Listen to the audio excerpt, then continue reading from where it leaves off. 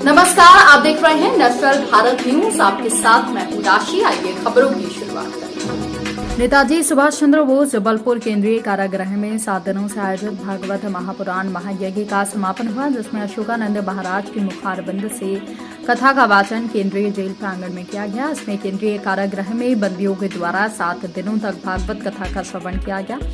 माता वैष्णो देवी यात्रा समिति के द्वारा भागवत कथा का आयोजन तीसरी बार यहां पर किया गया था। इसका मुख्य उद्देश्य बंदियों को सद्बुद्धि और सत्मार्ग प्राप्त हो। कथा के समापन पर आखिरी दिन विशाल भंडारे का आयोजन किया गया। हरिकाक्ष सर्वमंगलाय तनोहरि वैष्णो देवी सेवा समिति के द्वारा श्रीमद् भागवत महापुराण की कथा ये केंद्रीय जेल में हमेशा होती आई है। ये तीसरी कथा है। हमेशा हम सब लोगों के जीवन में यही एक संकल्प है, इंसान गलती का पुतला है, इंसान से गलती होती है, पर लेकिन अगर उसे संभाल लिया जाए और सन्मार्ग के लिए प्रेरित किया जाए तो निश्चित रूप से भगवान कृपा करते हैं। पूर्व में भी ऐसे कई हमारे उदाहरण हैं, लेकिन जीवन परिवर्तन हुआ है। तो भगवान की कथा में और भगवान की कृपा जब व्यक्ति पे बरसती है तो व्यक्ति कहीं के कहीं पहुंच जाता है।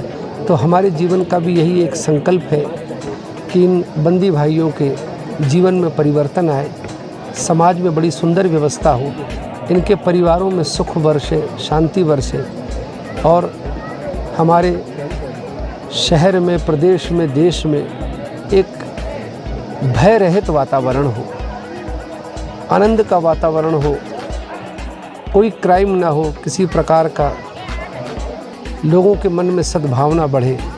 बस उसी संकल्प को लेके इस श्रीमद् भागवत महापुराण की कथा यहाँ पे की गई है और आगे भी की जाती रहेंगी, हमेशा ही प्रेरणा के लिए।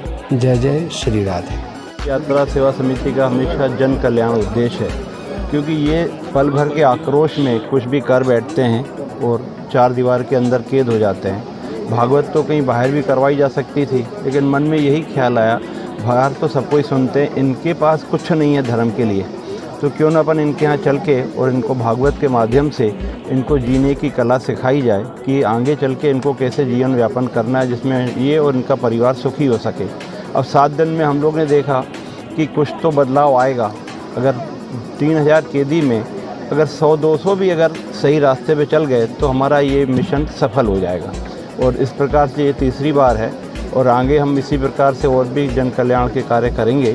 अभी 1 आध महीने बाद फिर यहाँ के पता करेंगे कि यहाँ भागवत होने से क्या उसका बेनिफिट हुआ कि नहीं हुआ।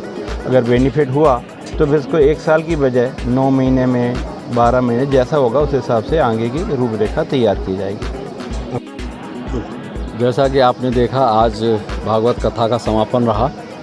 ये प्रारंभ हुई थी 19 तारीख से, आज 24 तारीख हो गई, 7 दिवस बराबर है ना। 18 तारीख से प्रारंभ हुई थी, 24 तारीख तक ये कथा, भागवत कथा चली। अशोकानंद जी महाराज की आप कथावाचक के रूप में रहे।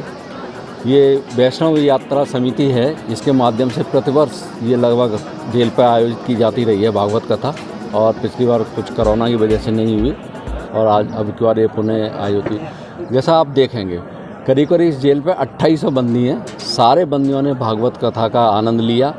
एक साथ हम प्रारंभ उनको नहीं बिठा पाए, मगर हमने प्रतिदिन बदल के बिठाया, प्रतिदिन उन्हें प्रसाद मिला और आप विश्वास नहीं करेंगे, हमने इसका फीडबैक भी लिया। तो सबसे ज़्यादा कृष्ण जन्म और रुक्मिणी विवाह ये सबसे ज़्यादा पसंद किए गए बंदियों के द्वारा। ये सब इस प्रकार के आयोजन होते रहें और इसमें ये इसका बड़ा प्रभाव रहता है। 7 दिवस जो भक्ति भाव जेल में रहता है उससे कुछ तो शांति रहती है और जेल का माहौल अच्छा रहता है। छोटी मोटी कोई अगर ऐसी कुछ घटनाएं घटती हैं तो हमारे ये नहीं सामने आती है। तो बस मैं इतना ही कहना चाहूँगा। इस प्रकार के हमारे प्रयास ये रहें कि इस प्रकार के ये प्रोग्राम होते रहें और जो वैष्णव यात्रा समिति के माध्यम से हम कुछ न कुछ और राम कथाएँ और दूसरी कथाएँ आयोजित करते रहेंगे।